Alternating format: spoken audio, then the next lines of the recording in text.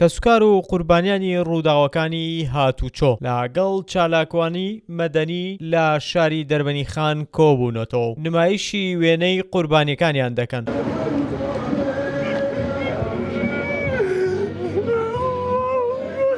ئەمە چالاکیی مەدەنیە بۆ ئەوەی بە دەسەڵات و حکوومەت بڵێن بەسە قوربانیەکانمان سنووریان تێپەڕاند و ڕێگاکەمان بۆ چاک بکەن. پێشەنگایەکمان کردەوە بۆ قوربانیانی ڕێگای مەرگی دەربەنیخان سلێمانی دەربەنیخان کەلار.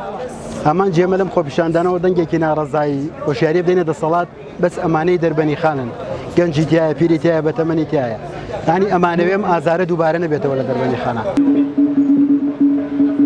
ژمارەی قوربانیەکان سەدان کەسی تێپەڕاندووە و درێژی ڕێگاکەیش لە کەلار تا سلێمانی 137 کیلۆمەترە. 31 ساڵە حکوومەتی هەرێمی کوردستانیش دامەزراوە بەڵام ڕێگاکە چاک نەکراوە و قوربانیدانیش بەردەوامە. من ئەمڕۆ بەم کۆلاجە بەشداریم کردووە کە پێک دێ لە ئایپادێک یان ئایفۆنێک کە وێنەی پشتەوەی ئایفۆنەکە ئاوێنەیەکە بۆی هەر کەسێک هات وێنەی خۆی تێبێ. ئەمیش دەلالەتە لەوەی کە هەمومان معارزین بۆ ئەوەی لەم ڕێگەیە خوانەخواستە گیانی خۆیان بەخشین. بۆیە من بەم ئاوێنە بەشداریم کردووە. ئاوێنەش ماناکەوەی وێنەی و کەسێکە خۆی تێبینێت بۆی کەسمان بێدەنگ نەبین. ڕاستی من لە کۆلاجەیەک هەمێک زۆرتر ڕوونی کەمەوە لە ژێیان نووسیمەکە بە ناوی ڕێگەی مەرگۆیە ئەکاونتەکە پاشان نووسیمە 31 ساڵ پێشتر مەسمان ئەوەیەکەوە ماوەی 31 ساڵە ئەم ڕێگەی تەواو نەکراوە. ئەگە ئەم حکوومەتە ساڵی 5 کیلۆمەتریش تەواو کردایە لە ماوەی ئەم 31 ساڵە تەواوی کردبوو.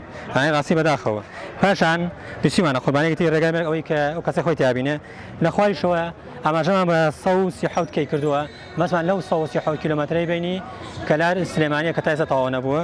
پاشانیش کۆمنتەکان بە سفر و شەرەکە بە سفر نووسیمانە مەسمان لەوەیە کە خەڵکی بێدەنگە یان ئەم شتە گرگی پێ نادرێ یان شێری ناکرێ.